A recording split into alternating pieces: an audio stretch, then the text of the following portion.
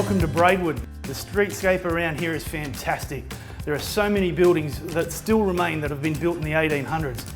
In fact, I'm standing in one right now, built in 1845. Can you believe it? This particular room pays homage to the movies that were made in and around Braidwood, like The Year My Voice Broke, on our selection. And Ned Kelly featuring Mick Jagger, who would have thought? But Ned was never around here. But I know a bloke that knows all about the bushrangers that were. Let's go meet him. My name's Peter Smith. I'm the author of The Clark Gang, Outlawed, Outcast and Forgotten.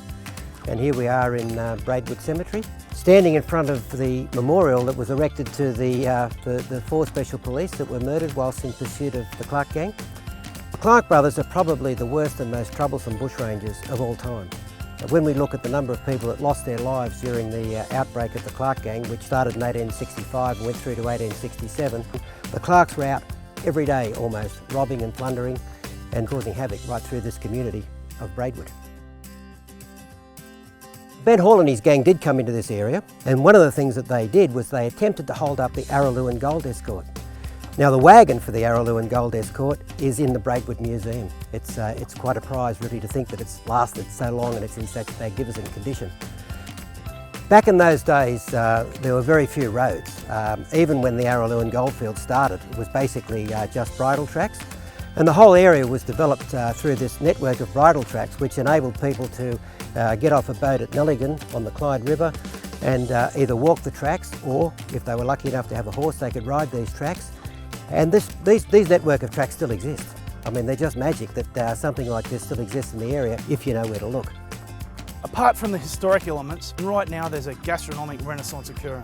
So let's go and have a look what's about.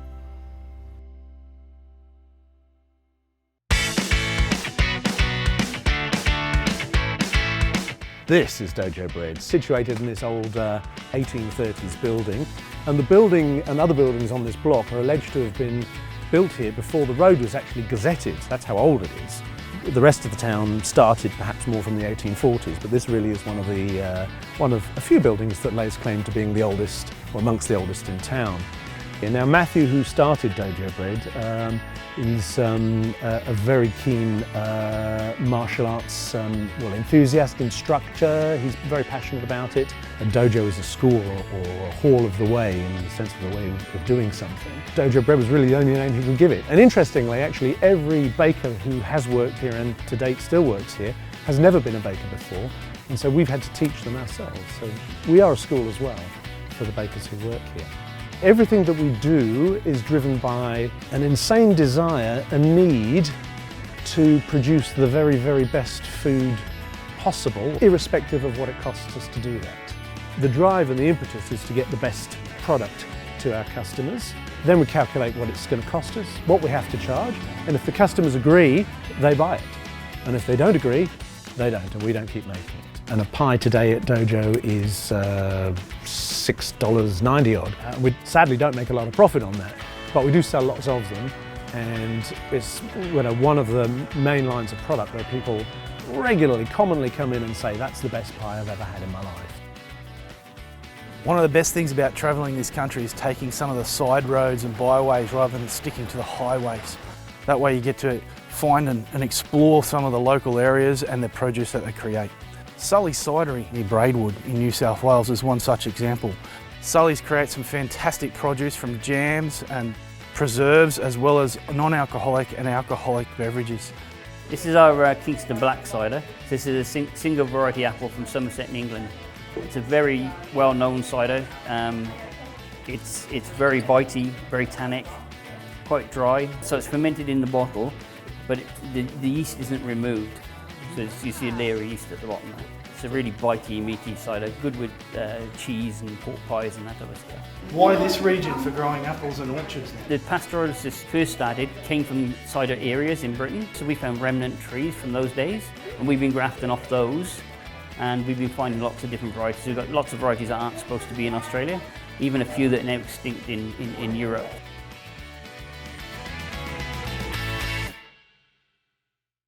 Once you've filled your bellies, have a look around. Braidwood's surrounded by national parks, and there's a little gem just around the corner. Welcome to Monga National Park. It's It's one of those little ones that was created in 1987 with the uproar about some of our natural history going up in flames or under the wood chipping knife. What makes this place really special is this little grove that we're in now. It's called Pennants Grove. The beauty of this spot is it's a little oasis that's survived the tens of thousands of years of Aboriginal fire regime and also the last 120 years of European logging. And this little valley has just existed amongst itself and escaped from being pushed over and burnt down. It's what's known as a cool temperate rainforest, and that basically means that here we've got the cool winds coming off the ocean, hitting the escarpment, toppling over, slowing it down and letting the water settle here into what's known as the Monga Mist. And that's allowed this place to survive, and the canopy layers that are above us now trap out the light, so the things that only can survive down here in the low level light and the big moisture of these magnificent groves of tree ferns and mosses, and also the little filmy ferns just off to the side over there.